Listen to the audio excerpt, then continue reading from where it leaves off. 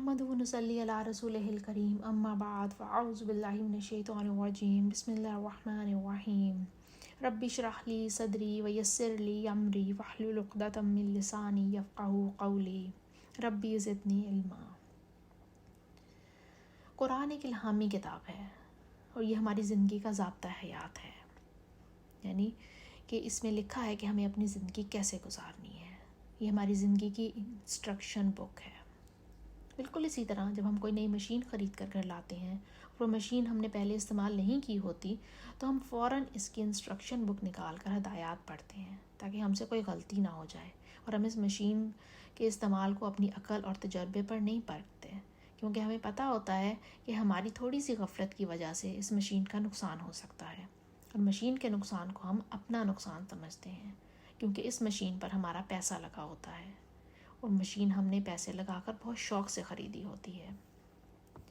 इसी तरह जब अल्लाह ने इंसान बनाकर दुनिया में भेजा तो उसके साथ अल्लाह ताला ने इल्हामी किताबें भेजनी शुरू कर दी और हमारी उम्मत जो है वो नबी पाक सल्लल्लाहु अलैहि वसल्लम जो आखिरी रसूल है, उनकी आखिरी उम्मत है और हम पे कुरान नाजिल किया गया जिसमें बताया गया कि इंसान ने अपनी ज़िंदगी को कैसे इस्तेमाल करना है, किन चीज़ों से बचा कर रखना है, कैसे बचा कर रखना है।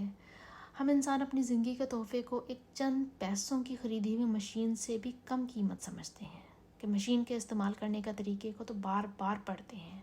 लेकिन ज़िंदगी के इस्तेमाल के तरीके की किताब पढ़ना गवारा ही नहीं करते। एक आम सी मशीन के इस्तेमाल की किताब में कोई चीज़ समझ ना आए तो फ़िक्रमंद हो जाते हैं, इर्द गिर्द के लोगों से पूछते हैं कि कहीं नुकसान ना कर बैठें।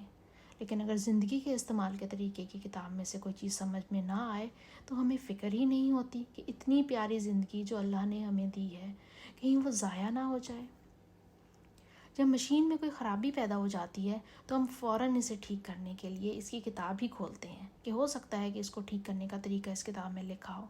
लेकिन जब हमारी ज़िंदगी के मामलात किसी मोड़ पर ख़राब होने लगते हैं तो हम ज़िंदगी की किताब जो अल्लाह ने हमारी हदायत के लिए दी थी इसे नहीं खोलते,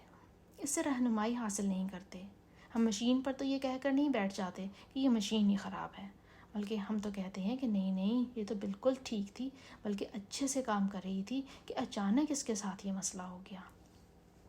लेकिन ज़िंदगी के बारे में हम फ़ौरन मायूस होकर बैठ जाते हैं कि किस्मत ही ख़राब है, ये नहीं मिला, वो नहीं मिला, ऐसे नहीं हुआ, वैसे नहीं हुआ, किस्मत को कोसने लगते हैं। हम इस वक्त कुरान की तरफ रजू नहीं करते कि लाजमी इस मसले का हल कुरान में होगा। ये कैसे हो सकता है कि अल्लाह ने एक मसला पैदा किया और उस मसले का हल ना दिया हो। हम अल्लाह की किताब यानी कुरान को इस इंस्ट्रक्शन बुक इस किसी मशीन के साथ आ जाती है इससे भी कम अहमियत वाला समझते हैं कि इस किताबचे उस इंस्ट्रक्शन बुक के बारे में तो हमारा यकीन है कि इसमें इस मशीन के मुतालिक तमाम मालूमात दी गई हैं कि कैसे इस्तेमाल करना है, कब और कैसे साफ़ करना है, कितनी पावर पर इस्तेमाल करना है, क्या करेंगे तो इस मशीन की कारकर्दगी बढ़ सकती है और क्या करेंगे तो इसकी कारकर्दगी मुतासिर हो सकती है। लेकिन कुरान के बारे में हमारा यकीन नहीं है कि ये एक मुकम्मल ज़ाब्ता हयात है। इसमें इंसान की ज़िंदगी के हर मसले का हल है। इस किताब में हमें बताया गया है कि गुस्सा आए तो क्या करना है, उदासी हो जाए तो फिर कैसे दिल को समझाना है, दूसरों के हकूक़ कैसे पूरे करने हैं, दूसरों की या फिर अपनी ज़रूरत कैसे पूरी करनी है, अपनी ज़रूरियात पूरी करने के लिए हलाल तरीके कौन से हैं और कौन से तरीके इस्तेमाल करने से मना किया गया है।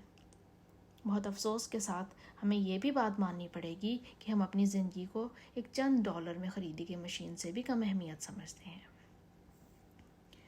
हमारे नबी पाक सल्लल्लाहु अलैहि वसल्लम हर साल रमज़ान में हज़रत जिब्राईल अलैहिस्सलाम के साथ कुरान का दौर करते थे